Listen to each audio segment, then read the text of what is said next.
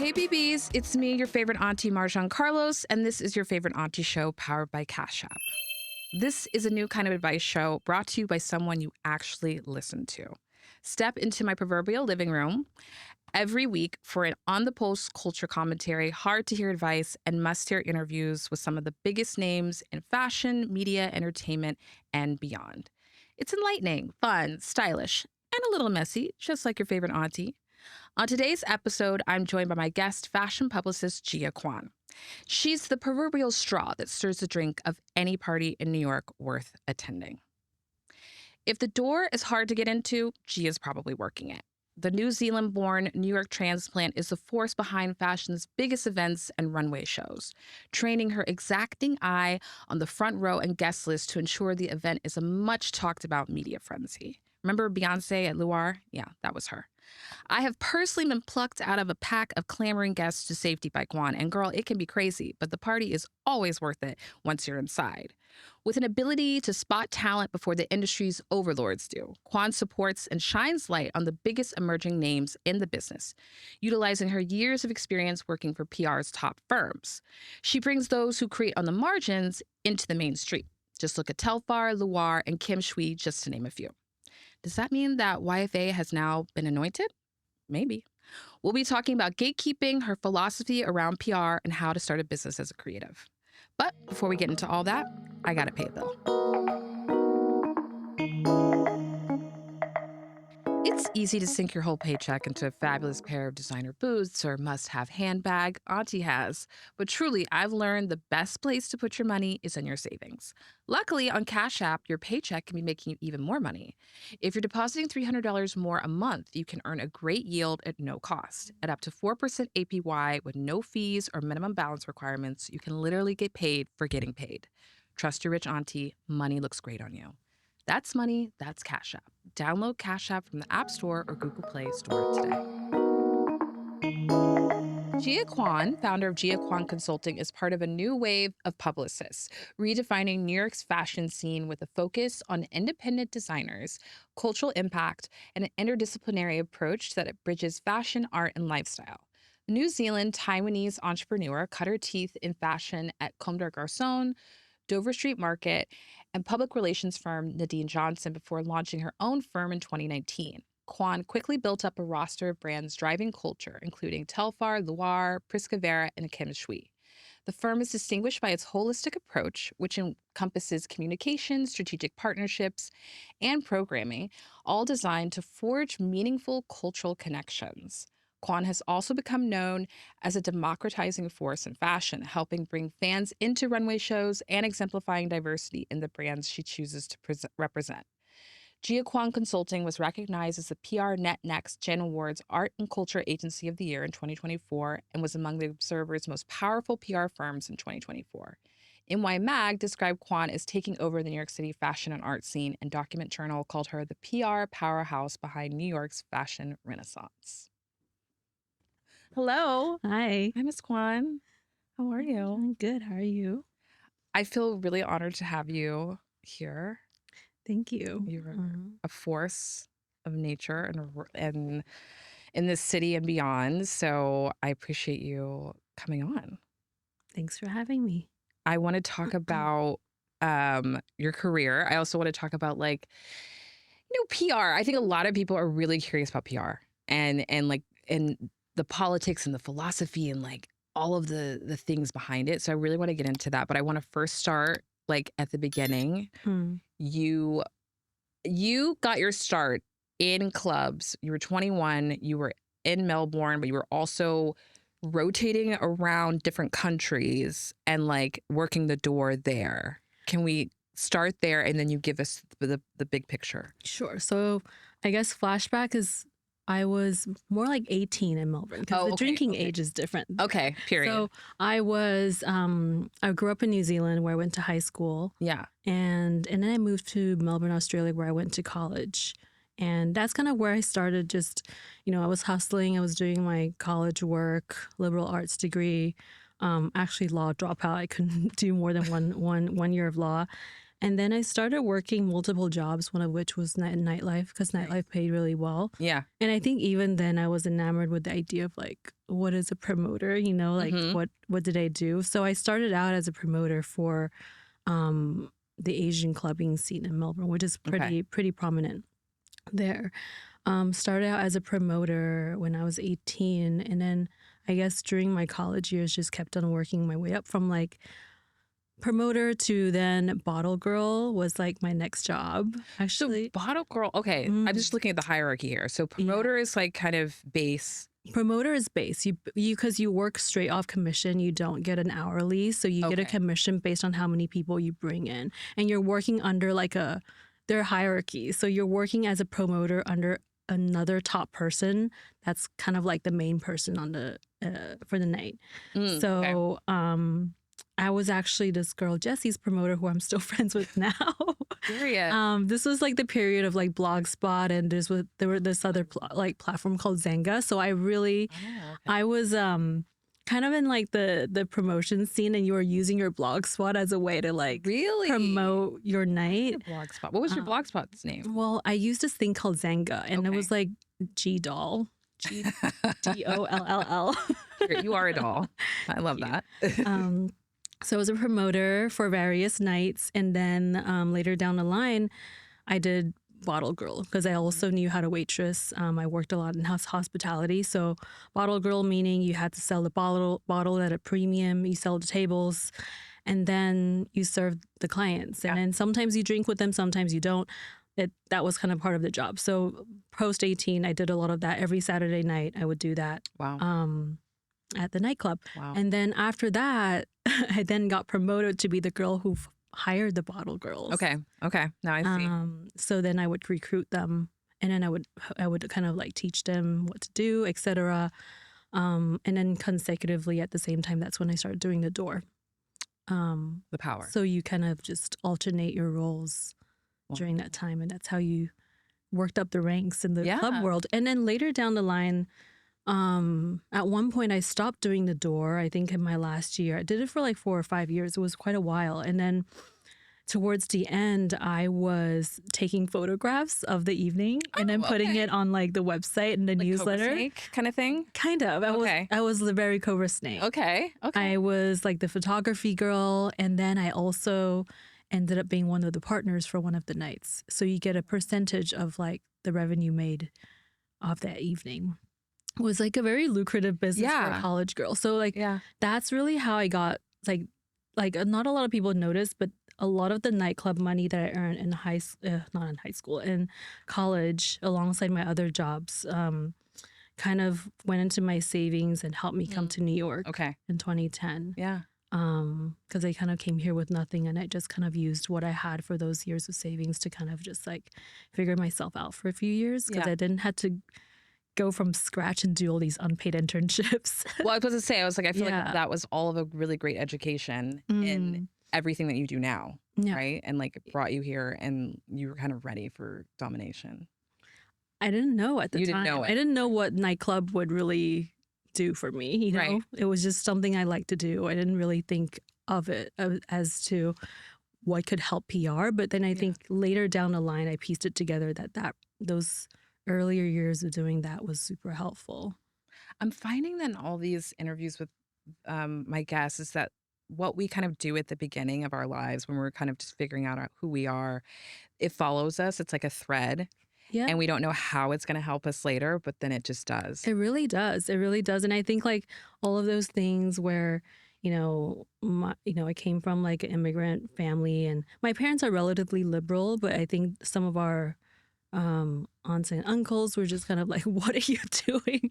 Like, what's the point? What's the point of you doing nightlife? And like, I studied cinema studies. Like, what was the point of that? And at the time you don't really have the answer for it. Right. But then I realized, like, again, now, like, we'll go into that later. It's like, there's so many references that came from those years of whatever I studied that I didn't think I was going to use, that really it does inform the way I think. So no, absolutely. It's interesting.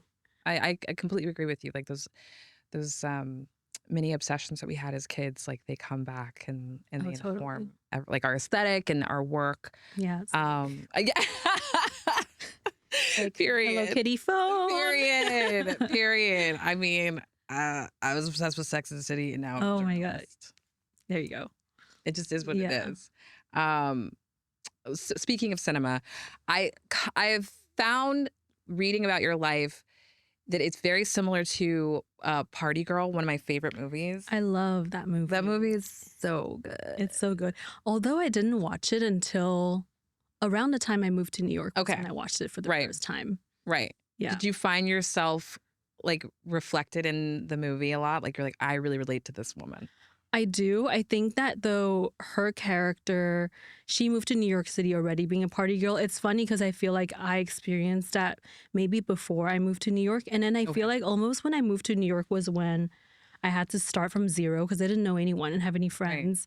Right. And I had to start from ground, like just everything from scratch. So I feel like there was a good 3 or 4 years of me figuring things out before I could even up my social life. Yeah. I really, like, the first few years were dedicated to school. I feel like I was finally a little grounded and I just wanted to work hard because I wanted to stay in New York City. I didn't want to go home after a year and a half. Right.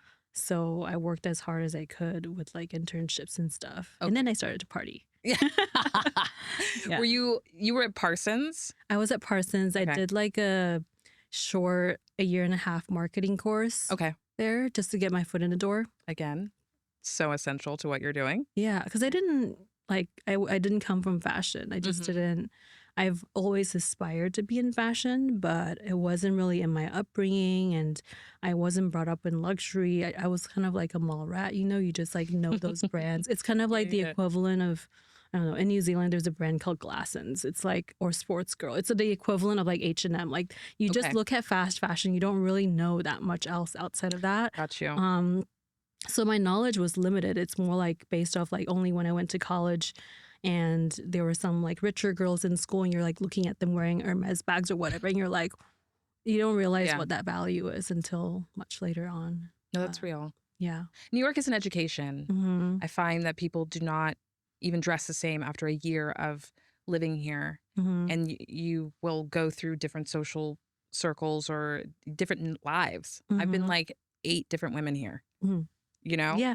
So it's, I get it. I get it. Yeah. It takes a while for you to figure out, but then you learn so much just through like osmosis or just like walking on the, you know, street or in the subway or obviously in the libraries of Parsons or clubbing. Do you feel like that New York that you arrived to, do you think that still exists and like girlies can come here and like kind of pop their shit and like start from scratch? Or has it changed a little bit since you've been here? I think your experience is what you make of it. I do think that New York is ultimately always going to be a hustle city. Yeah. It's not cheap. It's incredibly expensive to live here. Even when I moved here in 2010.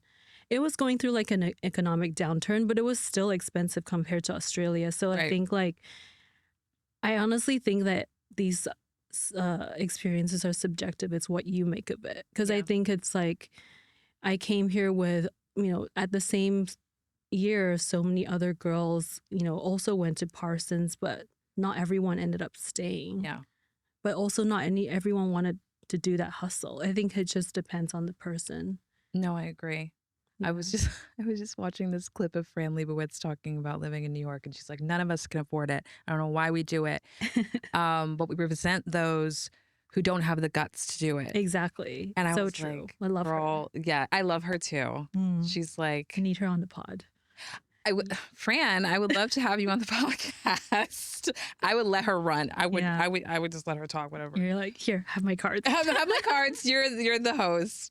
But I love that part about what she's saying is like not having the guts to stick through it. It's like you probably started with a bunch of girls, but you're still doing it. And yeah, it's always a hustle. It's always a grind. But also New York is a place of connection. And I think people want to collaborate here and share their networks and like really connect those dots. Do you think you could have started your consulting firm anywhere but New York? No, it had to be here. Right? It had to be here. It was the most interesting thing because in Australia and New Zealand, which I spent quite a lot of time in 8 years in each city, Somehow towards the end of it, it was interesting because I loved it. I loved Australia. I loved Melbourne. Melbourne is actually incredibly fashionable. But I think that there's something about New York where I think it is that American dream. There is that openness for connections where I felt that some of it was, you know, I always wanted to be in fashion, but in Australia, I somehow couldn't do it. Like it was a little gate-kept, or you already had to know people to be in it. And I wasn't within that clique in the first place. So it was so hard for me to enter it. And then I felt like I kind of came with New York just with a clean slate. Yeah. And I wanted to be, you know, as cliched, it's like you can be whatever you want to be. Yeah. And I was always a little bit of an outcast, or like just like I fit in, but I didn't fit in. I liked things that people didn't really understand. And I think New York is just a city for weirdos who just can't want to do whatever they want. And there's a certain openness about it of people giving you a chance. And whether or not, like, you know, people can shit on the fact there were a lot of free internships, but honestly though, those did open the doors for me. And if I didn't do them, even if they were free, it wouldn't have taken me to where I am now. Yeah. So I am grateful for that. No, I hear you. I think we're of the same generation that like had to do the slog. Yeah. And I think that kind of grit prepared us for what we're doing now. Like it's kind of unavoidable. Yeah. Yeah. You know? For sure. How old were you when you moved to New York? I was 24, 25. Okay. So I was actually a little late in the game at that point because all these kids, because I already graduated college. Okay. I had a couple of years after college where I couldn't figure out what to do. So I was working in nightlife. And then I started from scratch here, and I was interning with everyone else who's 18 years old. Okay, got you. I mean? Yeah. So I started like my first 2 years here between 24 and 26. I was like an older intern. Right. Because everyone else had already graduated from school. So I did have to start from the very beginning. Well, I love that. That's a really great lesson to people who are listening. Like you have to start at the beginning, even if it's later. Yeah. Yeah. And I think that's just everyone has their own timelines. I did start later, but I think, and you know, there were times where I felt doubtful. I'm like, am I gonna be okay? You go through this quarter life crisis where you don't know where your career is going. But I guess, and it honestly, the break didn't really come until like my 5th or 6th year in New York, maybe. Right. Like I was already in the industry, but I was still grinding as an assistant for a long time. And I'm like, when am I gonna get that break and get a promotion, you know? What was your break? Interestingly enough, my break was like a career break, but also an interesting one where I went from, well, Comme des Garçons was my first break, but it was my formative years of training where I really had to start from scratch as an assistant and worked there for 6 years for a Japanese company based in the US. And work very, you know, like Comme des Garçons is very, the way they work is really particular. You have to be incredibly meticulous. And it's interesting because it is kind of like this Japanese mindset, but in like a US environment. So you really just, you just do your work. You just do your work. You don't say too much, just do it. But I think it really built me, you know, the grind. It really was grind. And I think I also learned to be very incredibly detail oriented. And respectful of like like it was very much like you have to respect your elders, you have to respect like the seniority and all of those things. And I think I did give me a good foundation. My second break was when I went to Nadine, who's a powerhouse agency in New York, and that was an interesting break because I moved away from fashion for a little bit and I did arts and culture for a second. And Nadine had also known that I was a fashion girly. And she was like, the first time I interviewed with her, she's like, you're just giving too much fashion. What were you wearing? I had blue hair. Okay. I had blue hair. I was wearing like full comb. Right.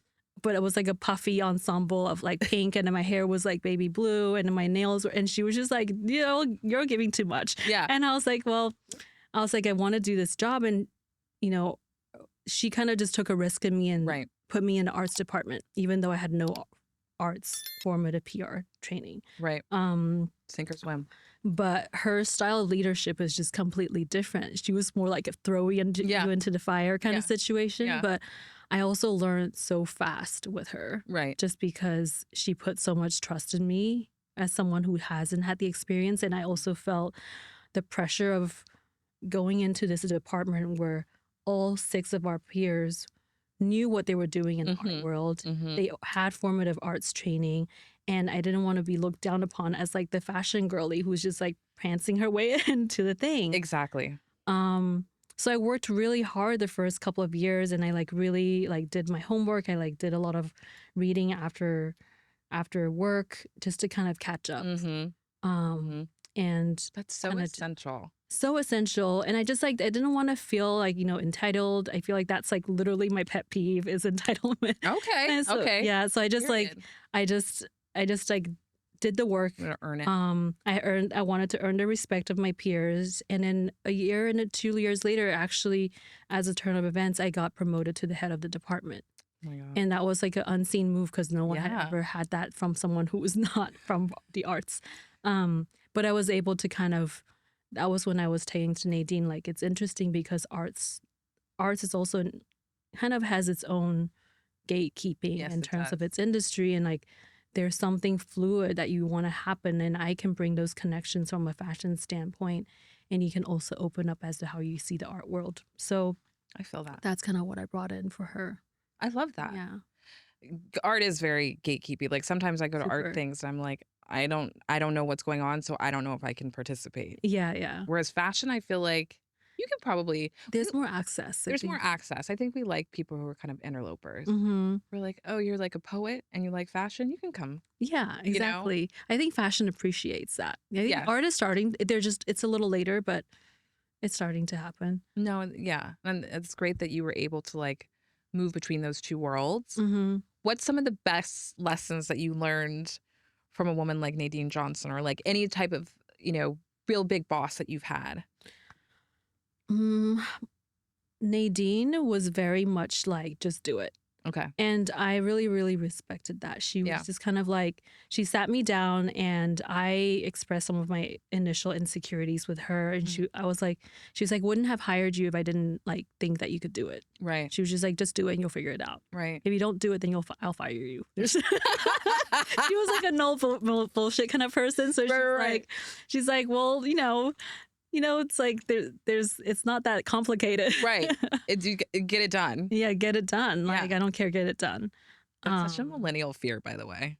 We're always scared that we're going to get fired. Yeah, yeah, literally. It's so, I learned so much from both things. I think like with Comb, I learned to just really be as observant as I can and grit and like not feel like build my patience over time. And with Nadine, where she finally gave me a platform to speak, and I think that was something like, you have a power in your voice. Like you think you're shy, but you probably can overcome that. Just do it and just get it done. I don't care. Yeah. So I think that the formative years helped me get to the point where she was just like pushed me to go and I could go. I love that. Yeah. We all need that big push. Mm-hmm. Was there a particular person's career that you emulated, or that you were like, I would love to maybe wind up like them? Or you just made your own path? There was no specific real person. I mean, maybe at one point that person was Nadine, because I think I did always look up to her in terms of, I've known about her work even before I started working with her.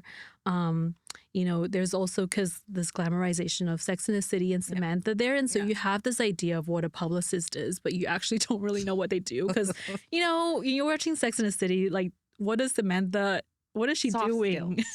It's a lot of soft, It's a lot of soft skills with Samantha. Yeah. She's like always around outside the door. Yes. And then she's like making calls, but you don't really know what is actually being said. So it's kind of the idea of the glamour around it. But I don't think I ever had a specific person in mind, because I also didn't I aspired to, but I also couldn't relate to a lot of those personalities, because I'm naturally a little bit more shy.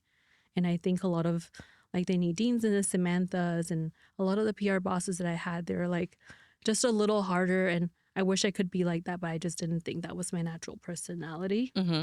So Do you still feel like you're very shy now? I am introverted naturally, but Yeah. I think that I built myself up to like become, I'm confident in what I do, but I could still not do like, say for example, a speech in front of 300 people. That Okay. would make me, which is so funny Right. to think, like, Right, you know, right. I hate being put on the spot in like public speaking. Well, you're behind the scenes, I'm right? behind Like the you're scenes. like you're pulling all the strings behind the scenes. So I understand that like maybe you feel more comfortable there, Mm-hmm. but then you're also very well known too. So it's Mm-hmm. like I guess it's a balance of both. Maybe. I think it's like my less confrontational personality, given that I'm a Libra. Oh, right. You're a little avoidant. Okay. Okay. Gotcha. Yeah. Or I don't like to be in like a head to head like heated situation with someone. Okay. So I always like to be the peaceful resolver. Okay. I don't like drama. What's your moon and your rising? My rising's Taurus. Okay. That makes sense. That's Nice like things. just like I think Taurus is like the hardworking, sometimes a Okay. little stubborn. Okay. My moon is Gemini, which okay. which is interesting. I think that's like the part where I need to be stimulated all the time. Otherwise I get bored. So I need to have multiple projects going on. You girl, this is why you're constantly working. Mm. I get it. GKC started rather organically, and I want to know what was the like moment, the aha moment where you were like, you know what, I can do this full time. You'd been working for Comb, you'd been working for Nadine, and you're like, I can do my own shop. Yeah, I think the moment of realization came. I was introduced to Telfar and Luar already at that point, so I was kind of helping them. Yeah. You know, I was like, people called me like lunchtime PR because I would be like, I mean, I would like be like working at Nadine's, and then like during lunch I would like do the Luar fashion show or something. That was like literally what happened in the earlier years because I was just trying to help like people who I loved and my friends. You know? And I think at one point, you know, I had worked with them for a couple of seasons at that point, just helping them out, and then. It was actually through the producers who I worked with at the shows, Paul and Spencer, who are still really, really close friends of mine. I think they were the ones who were like, look, I think that we work with a lot of PRs at shows. And at this point, it was mostly shows that we have in contacts with. And they're like, I don't know how to explain it, but there's no one doing it like the way you're doing it. And I feel like, you know, have you ever thought about doing something on your own? Yeah. And at that point, I was like, haha, no, because I didn't come from an entrepreneurial family, and I just thought I would just be working through the corporate ladder. Yeah. It didn't even occur as an option for me. And then after a while, I think, honestly, after a year of encouragement, I was like, well, I just got Nadine had kindly sponsored my green card, which was so nice of her. That was like, visa was also an issue. I was just asked if you were on like on a O1. I was always on a work visa until Nadine sponsored me. I was with her for 4 years.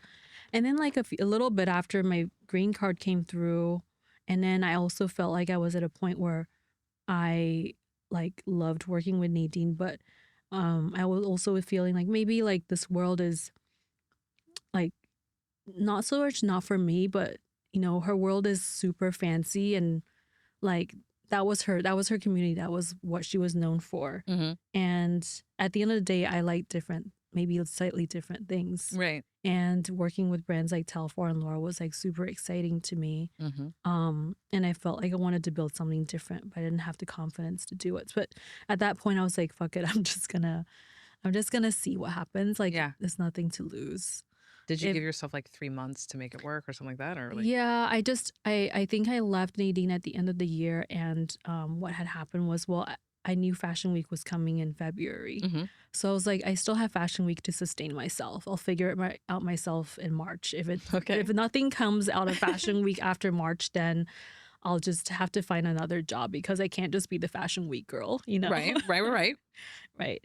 But then actually what happened after Fashion Week was people caught wind that I was solo, and then all these calls kept on coming in. That's amazing. So it was really interesting, and I was just by myself during that time. And then so I was freelancing with GKC, Yeah. i.e. just me and Fiona, who's on my team, who was Love my Fiona. intern at the time. And we just kind of like built it from there. This was in 2019. Was this like right before COVID hit? Yeah. First year was pre-COVID, which is also so crazy. We were doing so many events and then COVID hit and we were just like, oh no. Like, what now? What now? Right. But then the other interesting that happened during that year was during the pandemic, because people didn't have physical events or knew what to do, the first things that brands think of during pivoting is how do you communicate to your audience? Right.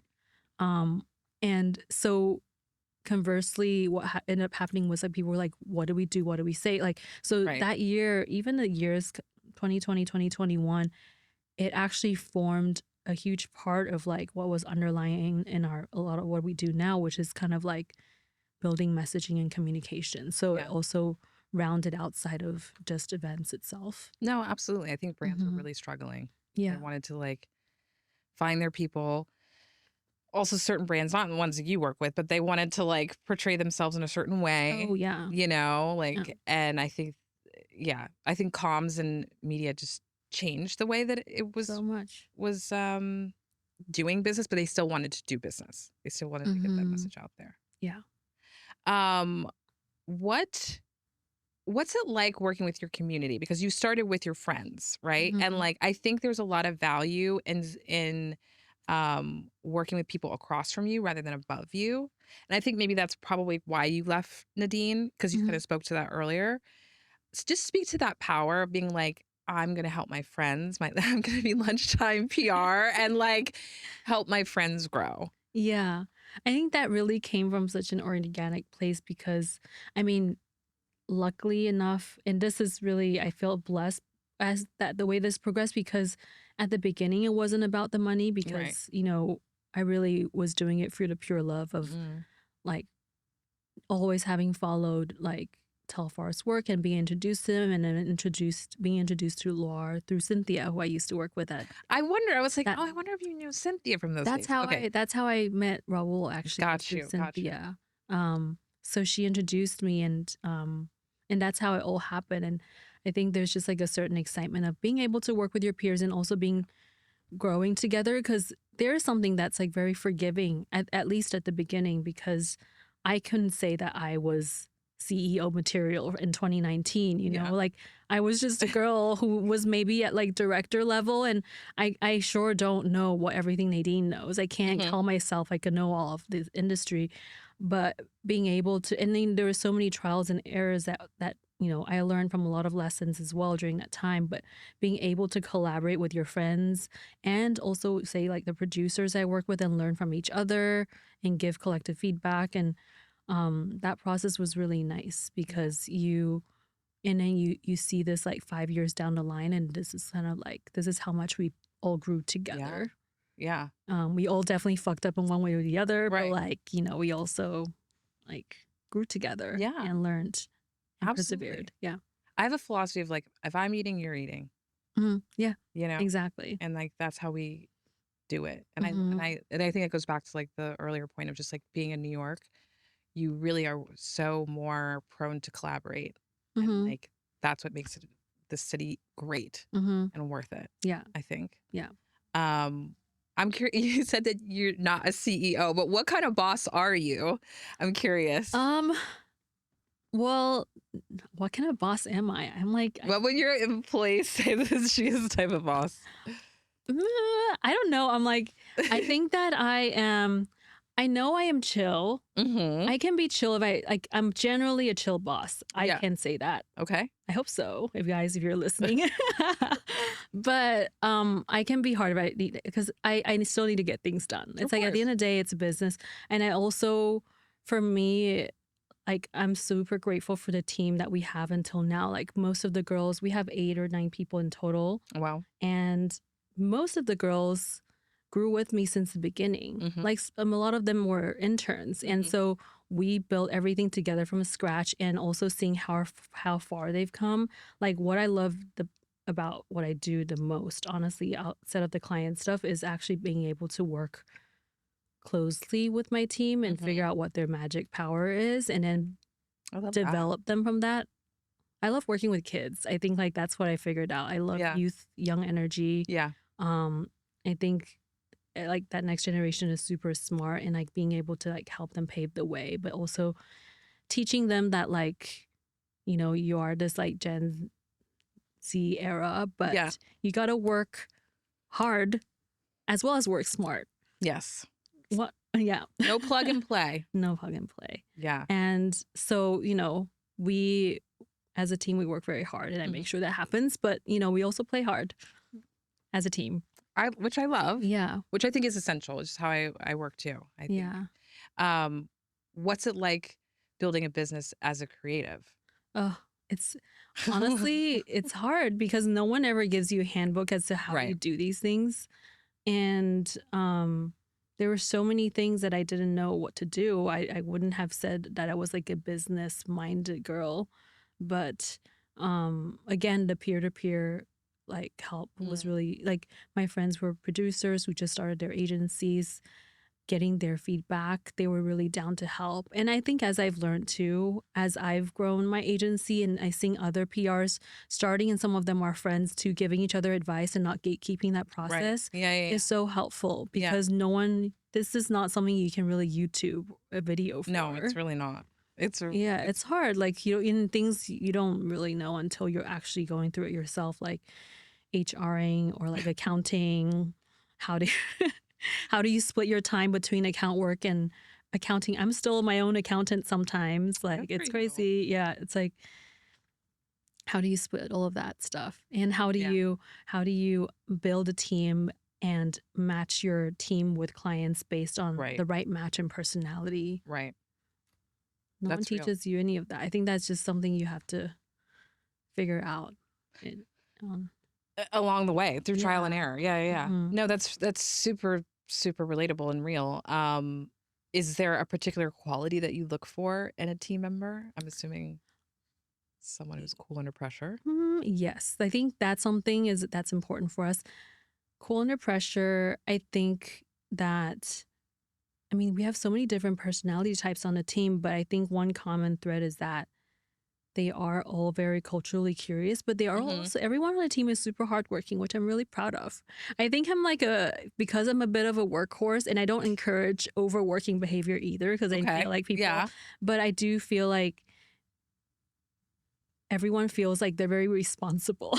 Yeah. You know? Yes. And I think that's super important, because at the end of the day, like, we are an extension of our client. Like, we take a lot of pride in our work and our clients' work. And it's like that process, and being good communicators, being patient, being nimble, and like whatever pivot our client goes through, and we can deal with that under pressure. Like, that's important to me. Of course, sometimes when you're very young, you don't know, you don't see what that will develop into down the line. But there are certain qualities, like as like young workers, like when they're like very persevered types, I'm like, yes, like you. No, it's important. What a hardworking young person you are. You're a hardworking young person. Gee, I kind of want you to be my boss. You seem like a very nurturing but like no nonsense boss. Yeah, I mean, I just like to, I want to make sure that they have a good career. I was like, wherever you go after this, I want you to do extremely well. I would never want to be, I would never feel some type of way, because the people will always move on. But like, whatever you take out of this experience, I hope that you're very solid, because I want people to know that people who came from GKC are like good stuff. You know? I was just about to say, I was like, I feel like that's a very good litmus test for your own success. You know, as people you've nurtured go on and they succeed and they like do really well. I think that's a really good litmus test for you. Yeah. Of like what you're nurturing, and also like it's like a, you know, a little school of the next gen of independent PR people. You know? Yeah.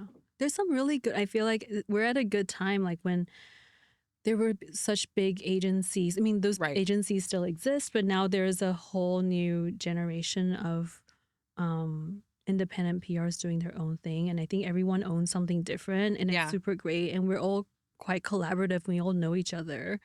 It doesn't get to the point where it's like, you know, it's not gatekeeping the way it used to be, I guess. Right.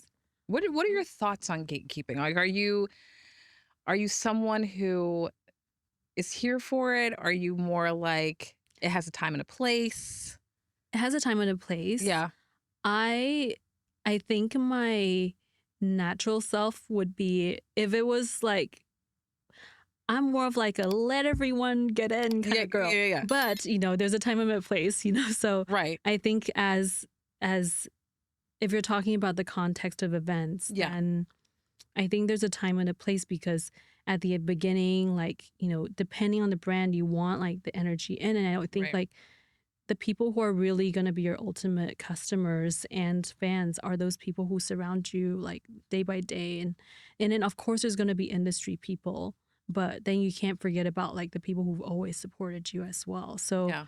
I think I'm always a true believer of integrating the brand core family Mm-hmm. continuously throughout its trajectory.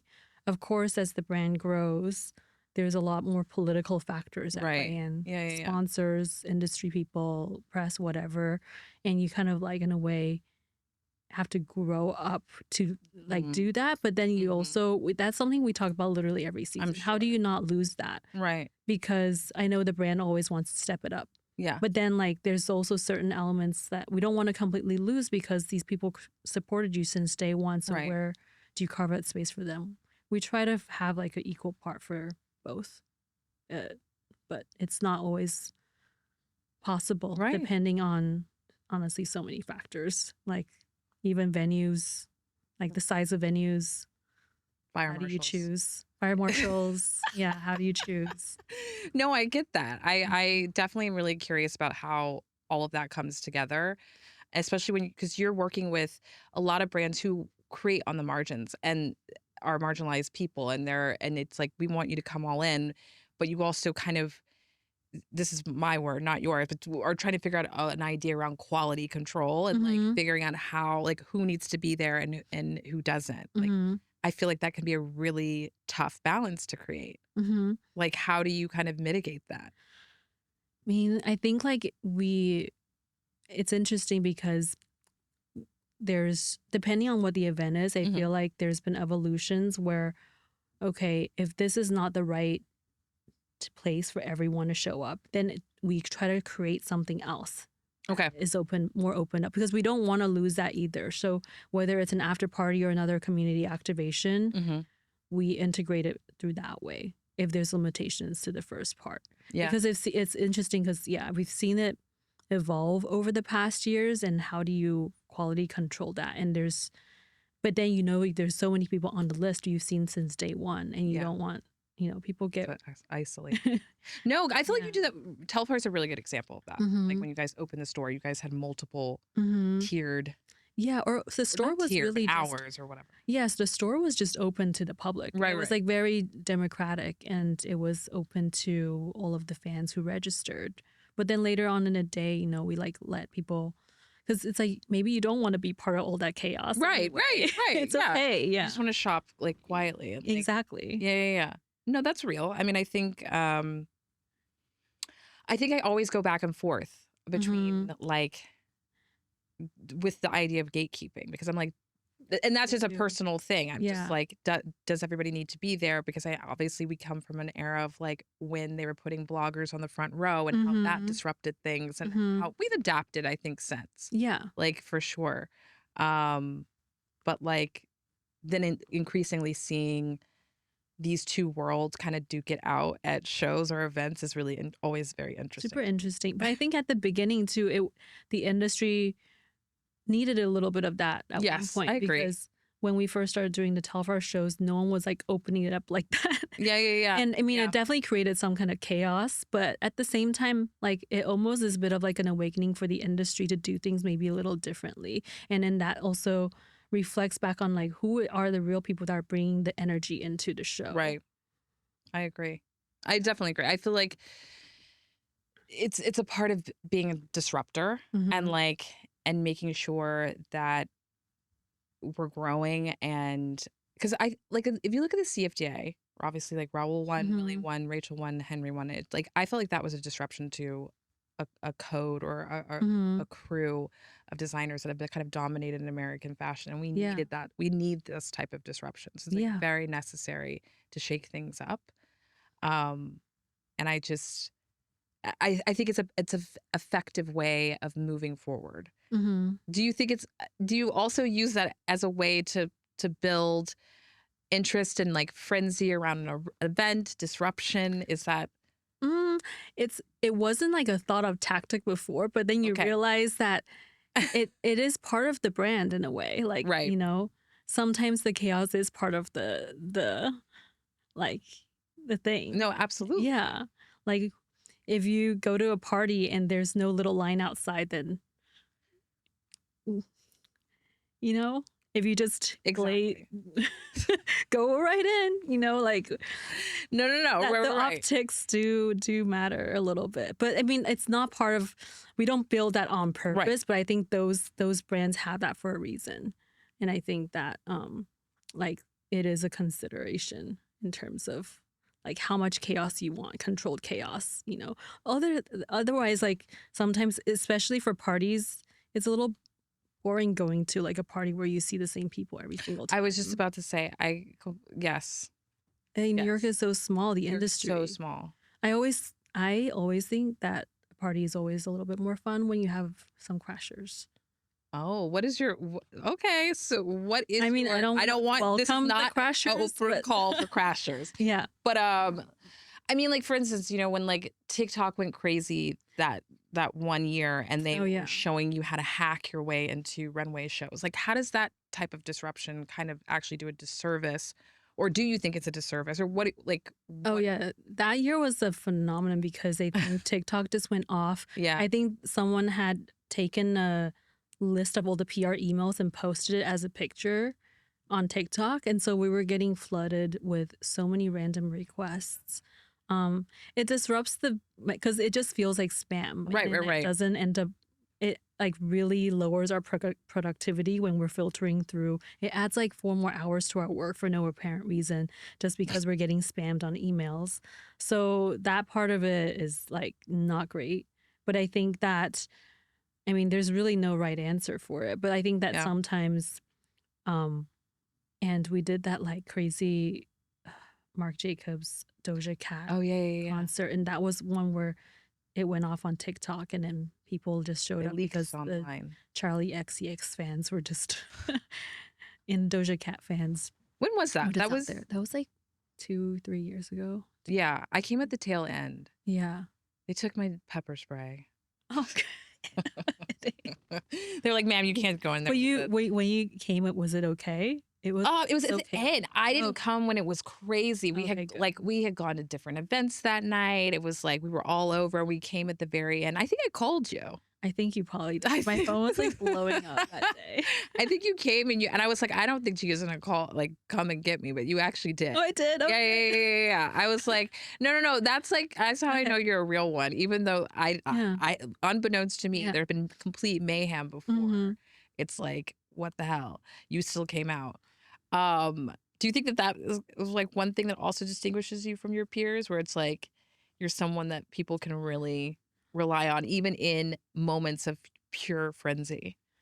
I hope so. Yeah. I hope so. I think like I've really pride ourselves in really knowing the people that's in our communities, and like we have relationships with so many people, not just like the press and industry people, but so many like kids, and then we can actually have conversations with them, and it's not part of like any type of brand insight strategy. We're all just girls who go out too. Literally, that's what it is. And so we know these nuances. Right. People like, oh, she probably wouldn't want to come to this because XYZ, or like she doesn't eat. Like we just know all these things just because it's like we're out and about. And I think that, it's PR is just one of those industries where I think it's truly something that AI can never really replace, because it's so much about human connection. I love that. It's about like the nuances and just these little understandings of who is who. Like you're not really going to get that with AI. Maybe they can help you write a press release. I hate ChatGPT. I don't even really use it. Don't. It's like, No. as a writer, it's plagiarism. Yeah, I know. I'm like, I've used it once. I'm like, this is crazy, but It's crazy. But I love that's a really great point. We still need those human touch points and like your acumen, which you can only get through real life experiences and relationships. yeah, you only know through that, and that feeds into so many little things like seating for dinners, blah blah blah. Like, there's people who just look at people through Instagram and you assume that's the way they are. Therefore, you sit them the way they are. But then there's people who really understand what they are because you kiki with the girls. And you know this person shouldn't sit next to this person because, because a couple weeks, I don't know. They have some beef. Or like, she's actually shyer and like probably. Yeah, in person, she's not as outgoing as you think she would be. So she should sit next to, those are all of the considerations that we think about. And just being accessible with people through that. No, that's real. When you build out a table and a guest list, let's go deeper into this because I find this to be very fascinating. The only rule that I know around building out like seating arrangements is that like power goes in the middle. I don't know if you subscribe to that either. But what other like little rules or hacks do you kind of apply that you're willing to give? Yeah. I mean, power goes in the middle in the sense that the host should always be somewhere in the middle. We consider how the tables are oriented. So if they're back facing someone, who should they be looking at or who should be looking at them?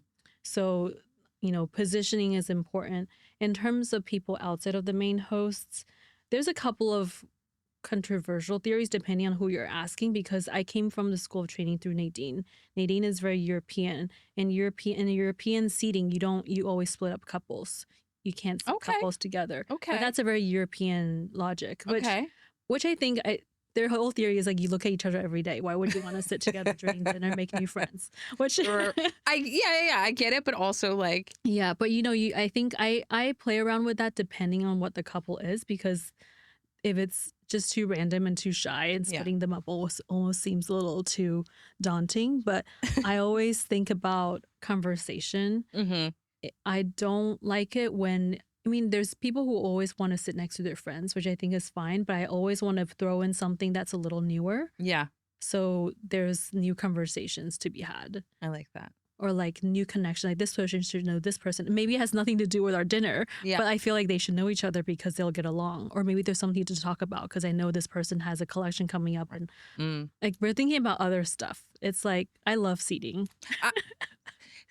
You know what? Seating drives me crazy, and that's why you do what you do. Because I'm sitting there like, wait, how, like, I know you want conversationalists, people who can keep up a conversation, who are funny, engaging, to sit probably next to someone who's a little shyer, to bring them out. It's like all those types of things. They give me headaches, though, girl. It is really, there are like a lot of politics in play. It's a lot of politics. Yeah. It's so wild. And on the front row, like, who are you kind of positioning where? Because like, if I'm looking back at the most recent Luar show, which shout outs to that amazing show, like shut down Rockefeller Center, iconic New York. And I looked at my seat, great seat, by the way. Thank you, Gia. I was sitting next to Patti Smith. I was like, okay, I'm good. I'm good on life. But across from me was like Madonna, then Ice Spice, then Doechii, then Tinashe. Like, how do we coordinate all this? Like the way that we say, okay, a few people here, a few people there, like how do we kind of split that up? Yeah. So shout out to Vic on my team who actually did a lot of that seating. Okay. I also looked at it. But we consider multiple things. So yes, there's the people in the front row, but interesting about that is like, because that show format had 2 rows, it was a 2-row show. Sometimes the shows, I'm like, my favorite type of shows are if there's only just front row only and I don't have to do politics. Exactly. But that one had 2 rows, and it's kind of like, how do you, and it was hard to keep everyone happy, but we hadn't done it. But then we had like some of Raul's closer friends right behind them. So they're also in the shot. I feel like that we liked that. We liked that balance, I think who's behind the shot is just as important who's in front of the shot. Right. Like kind of like that eclectic mix of like who they're surrounded by. Period. And of course, like people always like to sit the big names together. And then I think because if a shot frame can only fit like usually like 3 or 4 people, you consider what are like the pop culture names, Right. that like the power names that can sit next to each other, and also maybe take a selfie and hiki that Madonna and Ice Spice did do. I think they did. They did, yeah. Which I love. Yeah. No, And okay, back that's out, so yeah. interesting. So you're really kind of breaking this down by frame, like picture Mhm. frame. Picture frame, Period. usually. 4 or 5 people is usually in the frame. Yeah. Like Beyonce last season, it was her and Tina. Yeah. And actually Carlos was really close to that. too. Okay. Yeah. Okay. And then her security guard was behind. Right, of Yeah. course. How do you run comms when Beyonce's in the building? Like, I mean, like, we have to stop there for a second because it's like, that was so wild. That was, the energy in that building shifted. Yeah. Once she was. The amount of text messages I got, I think someone tweeted it. I don't know how it got out, but did you know that, I don't know, someone knew and maybe tweeted it 20 minutes or 30 minutes before the show started. Oh, wow. That Beyonce is going to be there that night. I don't know who leaked it. Wow. But then it got on the internet. And so I was getting like FaceTime videos from like editors and editor-in-chiefs being like, is it for real? Like, we're coming. We're on our way. I was like, never have I been getting like videos and voice notes. Yeah. Yeah, of Before. course. It's Beyonce. Yeah, it was amazing. I mean, their team is like very professional. Right. So It's like Fort Knox. Yeah, exactly. They It know was they're all doing. figured out. It Yeah. was like all we had like already a security walkthrough earlier in the day and things like that. But truly until it happens, you don't really know if they're Right. gonna come. Right. You can only hope. So Right. That was incredible. Mhm. That was an incredible moment. I didn't know what was happening. And then I look over and I'm like, that's history. And that was so great because I feel like that also brought so much energy to Fashion Week. Mhm. And like, it was just something to get really excited about again. Yeah. And then the clothes were incredible too. So it was all, so good. it wasn't just like show, it was the whole package. Yeah. I have a funny story from that because I nearly planted my face in front of like a Beyonce that show because Rich had those sculptures Right. on.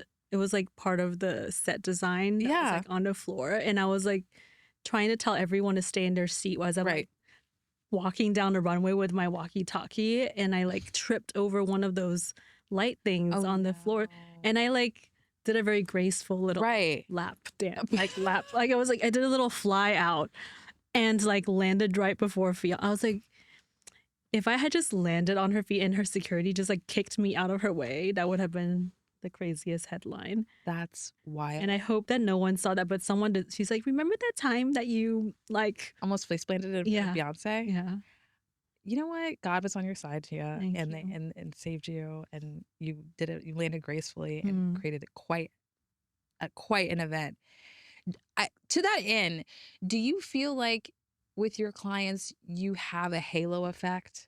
I mean, maybe where it's like, hey, with Gia Kuan touch, some things happen. I don't, you can pop your shit for a minute, but like, I'm just curious if you feel like that happens a lot because you guys have really grown and obviously you're a vessel for the message, but I'm just curious. Oh, I like haven't really thought about if we had a halo effect. I mean, I think it would be fab if we did. I feel like you do. Yeah. I mean, just if you look at the people you work with, it's you see something in Telfar, and you see something in Raul, and you see something in Kim, and Puppets and Puppets, and like all these different people that maybe gatekeepers are like either ignoring or they're like, that's nice, maybe in another season, another year, but you're like, no, I'm gonna get in from the ground floor. Yeah, I think it's just instinctive trust. I think we've just maybe it's like my personal vision and taste liking certain things. I think I've always just been so attractive to kind of like unconventional crafts and like messaging, and I think that it's not like whether or not you're trained in fashion or whether or not you just have something that's like a little different to say. I think that when I'm thinking about the brands that we work with, Mm-hmm. all of them have this like really rich story that I feel like lays down like a potential for us to like Right. help them kick it off, you know? Sometimes like, you know, when we think about people who reach out to us or like, you know, people who ask like what does it take to work with them, but I Mm-hmm. think that this question is quite subjective because I think every agency has their own vision. Right. It doesn't necessarily mean that you're good or bad. It really just whether you're a particular match to like what we're looking for, and sometimes that's like you can't quite pinpoint Right. what it is. Right. It's like ineffable. Yeah, and Yeah. it really is like by no way saying like it's not good enough. It's like maybe it's just not for us, but it could really really work with someone else. Like it's Mm-hmm. all about also about the pairing and the vibe, you know? Yeah. No, Just the absolutely. relationship that you're building. So I love that. I mean, sometimes it does comes down to like a intangible quality where you're like, it's going to happen or it's not going to happen. With that said, excuse me, you're working with a lot of brands that do create a mystique. How do you sustain the mystique while also pushing them towards the mainstream, right? Like Telfar's so hugely popular. Raul is now like such a massive award winner. So, and the bags do so well. How do you still create, surprise and maintain that integrity while also going mass?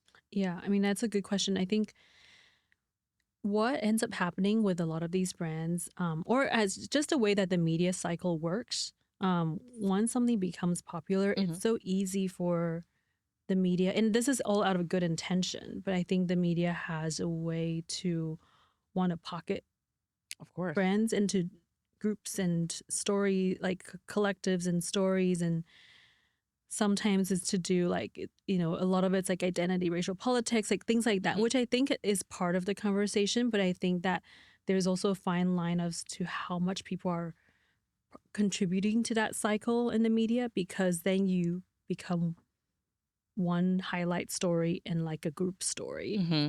And so I think it's like learning, Mm. like really dialing back and knowing like like if we're working on a communication strategy, what kind of milestones are we working for? And Hmm. when do we learn how to dial back? Hmm. And you don't have to be a yes person to every single opportunity that comes out. You can really be selective, and it's okay to Yeah. not do me. It's totally okay not to do interviews for a few months or like a year, like go quiet for a year. Like Yeah. it's just like if you're working on perfecting your production, use that year to do that. Mm. Like save the media ops for another, like we can work in chapters. I like I that. think that sometimes a lot of brands can not so much of a mistake, but I think it's like they feel the perception of there needs to be a constant churning of like media things that come out. Um and they give away like almost like the designer becomes like so accessible to the point that there's only so much interview that you can say after like 10 interviews. Right. Right. It's true. It's So true. you don't want to, you know, kind of like dialing back a little bit, reset, and then like Have going. something new to bring. Mm-hmm. That's real. Yeah. I think it's very hard, I think, in today's environment to society to be like, slow down. You don't have to say something Yeah. because obviously social media is such it's a huge push to have a Mm-hmm. constant conversation. Mm-hmm. Um, but I do think that's a really good philosophy because you don't want to become oversaturated or lose sight of what you're saying. Exactly. These benchmarks or milestones. Yeah, exactly. Yeah. Because I think sometimes when brands get so big too, like every single word that you say gets like measured or pinned back. People will start to reference that thing that you said like 2-3 months ago, a year ago. Um, and that's just an evolution of what happens when your brand gets big. So I Yeah. think it's just like being very selective of what those moments are. Yeah. Yeah. Period. Mm. What are you looking for in 2025? Like, who do you have your eye on?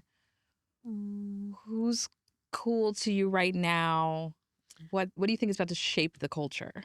Um, of course I always love young energy, but Yeah. some like there's also some like I just started working with Anna Sui, Period. and she's such an icon. You know, it's I just love like this there's woman. also kind of like the icons that also has like paved the way, that has like that youth relevance that people like don't forget, like they've been around and they're doing cool stuff still. Yeah. And there's like, icons like that. But then there's also young designers. There's so many. There's like I'm still like I'm always looking, I like this. We worked on a project with a designer, Raimundo Langlois, who's like Okay. does like these low-rise jeans and these subversive kind of like slightly Americana preppiness of what they're doing, which is like very, very well done. But there's so many good ones out there. Yeah. I think that like there's different chapters that New York has been bringing Yes. in terms of fashion. I've been so lucky in that I was able to be part of this like amazing all these designers that came out. I feel like the past few years has been like a little, I'm like waiting for that next one to come out, next generation. It's Mhm. like there's a couple of trickling ones, but Yeah. it's like hasn't been as large of a collective as like, say, I don't know, when we had like the Eck House and the Talfar and like all of that. Right. We're Like a looking for another. generational mark. But I think that's forming. I think we just like, I would love to see it evolve and what that becomes. I do too. Mm. I'm really excited also about changing Fashion Week. Kind of breaking it a little bit. You know? I don't know. I mean, like, should we bring back the tents? Like, I kind of, do you remember, were you here for Fashion's Night Out? Yes. I kind of loved those. I loved Fashion. It was like on a Thursday night and you like have a little meet situation. It was very democratic. It was democratizing of fashion. Yeah. For sure. I like that. I'm very grateful that we've kind of gone out of those very generic white studios that people have been all doing. I mean, there was benefit to that because everyone just went to the same place. Like That's what the I Milk was Studios and emerging designers. Yeah, it was good for that. I think what's been interesting is like having gone away from that, you can see more creativity in terms of show location and how people set up the space. Obviously. Yeah. Rockefeller Center. Yeah, that was iconic. But yeah, just like utilizing the city more. Okay. Yeah. Okay. I feel you. It's kind of a nightmare for traffic. I can only imagine as a showgoer that would be so annoying to have to go from different places. But in a way, I also love like you get to see all these like New York gems that you might never really this is so get true. to experience unless you're doing like going from fashion show to fashion show. And I think it's about like that's to the end of like disruption, like taking a space that is probably very, family, very New York, very like, you're going ice skating at Rockefeller Center and then making it just much more subversive and bringing a different group of people there and like and taking over the space. Yeah. And taking up space. Yeah. I think is super iconic.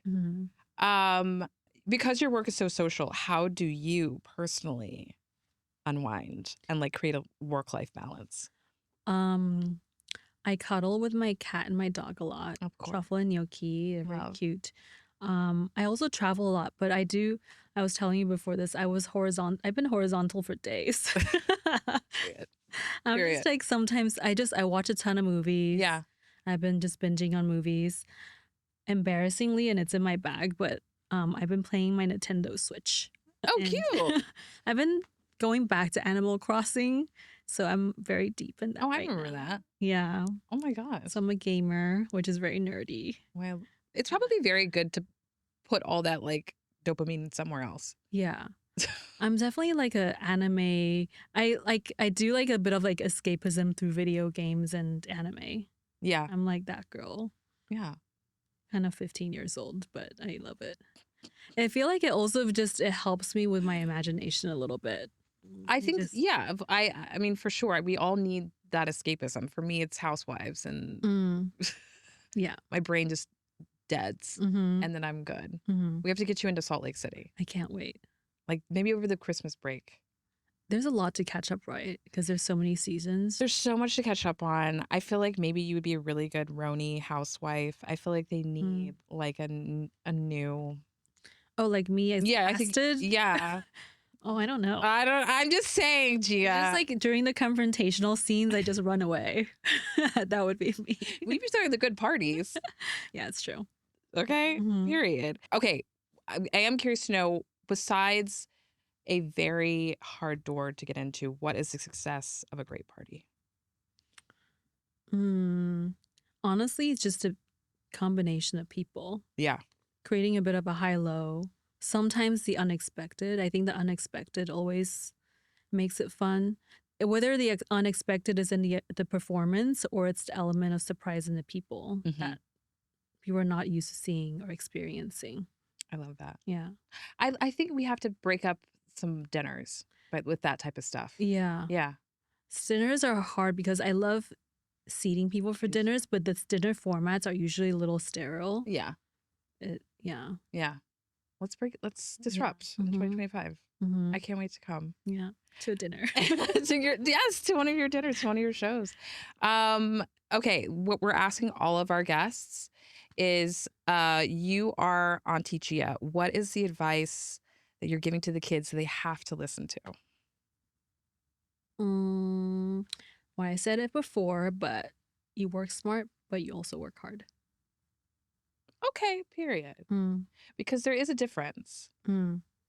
Because there's that saying, work smarter, not harder, which I do believe. I think there's a truth in that. You don't want to work harder, but not like in a smart way. But you also can't omit working hard altogether. Right. So there's no cheat codes. No. I like that. I appreciate that. Well, I thank you so much for coming on and sharing your story and sharing us insider secrets, etiquette, politics, all of that. And where can we find you? As in physically or like on the internet? On the internet. Where can we find more of Gia Kuan? You can check out, my Instagram, which is Gia Kuan, or our company Instagram, which is Gia Kuan Consulting. Period. Yeah. Thank you. Thank you so much.